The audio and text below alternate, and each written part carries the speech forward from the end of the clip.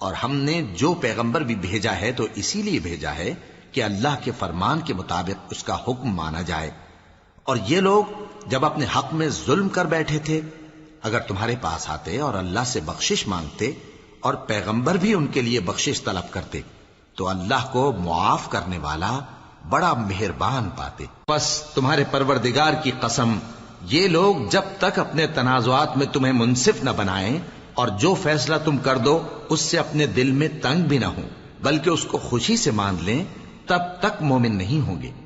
اور اگر ہم ان پر فرض کر دیتے کہ اپنے آپ کو قتل کر ڈالو یا اپنے گھر چھوڑ کر نکل جاؤ تو ان میں سے تھوڑے ہی لوگ ایسا کرتے. اور اگر یہ اس نصیحت پر کاربند ہوتے جو ان کو کی جاتی ہے تو ان کے حق میں بہتر اور دین میں زیادہ ثابت قدمی کا موجب ہوتا، اور اس صورت میں ہم ان کو اپنے ہاتھ سے اجر عظیم بھی عطا فرماتے اور ان کو سیدھا رستہ بھی دکھاتے. اور جو لوگ اللہ اور اس کے رسول کی اطاعت کرتے ہیں وہ قیامت کے روز ان لوگوں کے ساتھ ہوں گے جن پر اللہ نے بڑا فضل کیا، یعنی انبیاء اور صدیق اور شہید اور صالحین. اور ان لوگوں کی رفاقت بہت ہی خوب ہے. یہ اللہ کا فضل ہے اور اللہ جاننے والا کافی ہے. مومنو، جہاد کے لیے ہتھیار لے لیا کرو، پھر یا تو جماعت جماعت ہو کر نکلا کرو یا سب اکٹھے کوچ کیا کرو. اور تم میں کوئی ایسا بھی ہے کہ خواہ مخواہ دیر لگاتا ہے اور پیچھے رہ جاتا ہے، پھر اگر تم پر کوئی مصیبت پڑ جائے تو کہتا ہے کہ اللہ نے مجھ پر بڑی مہربانی کی کہ میں ان میں موجود نہ تھا.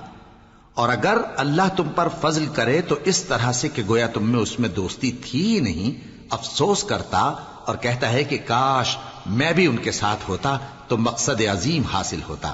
اب جو لوگ آخرت کو خریدتے اور اس کے بدلے دنیا کی زندگی کو بیچنا چاہتے ہیں ان کو چاہیے کہ اللہ کی راہ میں جنگ کریں، اور جو شخص اللہ کی راہ میں جنگ کرے پھر شہید ہو جائے یا غلبہ پائے ہم عنقریب اس کو بڑا ثواب دیں گے.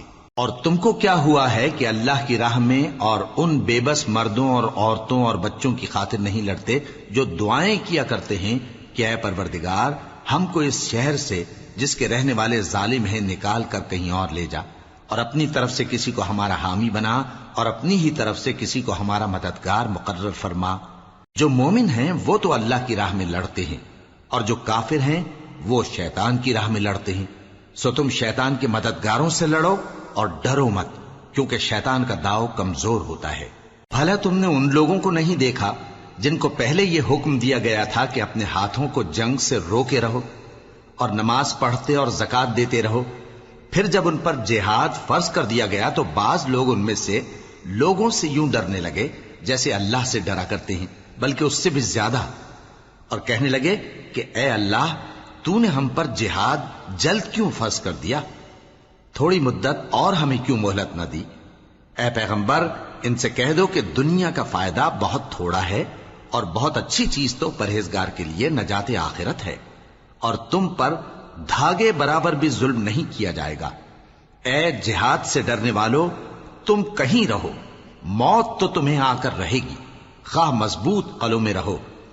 اور ان لوگوں کو اگر کوئی فائدہ پہنچتا ہے تو کہتے ہیں یہ اللہ کی طرف سے ہے، اور اگر کوئی مصیبت پہنچتی ہے تو اے پیغمبر تم سے کہتے ہیں کہ یہ آپ کی وجہ سے ہمیں پہنچی ہے.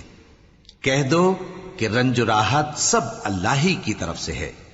ان لوگوں کو کیا ہو گیا ہے کہ بات بھی نہیں سمجھ سکتے. اے آدم زاد، تجھ کو جو فائدہ پہنچے وہ اللہ کی طرف سے ہے، اور جو نقصان پہنچے وہ تیری ہی شامت اعمال کی وجہ سے ہے. اور اے نبی، ہم نے تم کو لوگوں کی ہدایت کے لیے پیغمبر بنا کر بھیجا ہے، اور اس بات کا اللہ ہی گواہ کافی ہے. جو شخص رسول کی فرما برداری کرتا ہے تو بے شک اس نے اللہ کی فرما برداری کی، اور جو نافرمانی کرے تو اے پیغمبر تمہیں ہم نے ان کا نگہبان بنا کر نہیں بھیجا.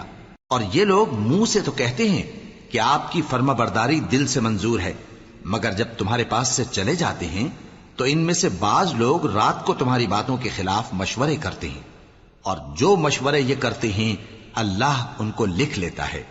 سو ان کا کچھ خیال نہ کرو اور اللہ پر بھروسہ رکھو، اور اللہ ہی کافی کارساز ہے. بھلا یہ قرآن میں غور کیوں نہیں کرتے؟ اگر یہ اللہ کے سوا کسی اور کا کلام ہوتا تو اس میں وہ بہت سا اختلاف پاتے.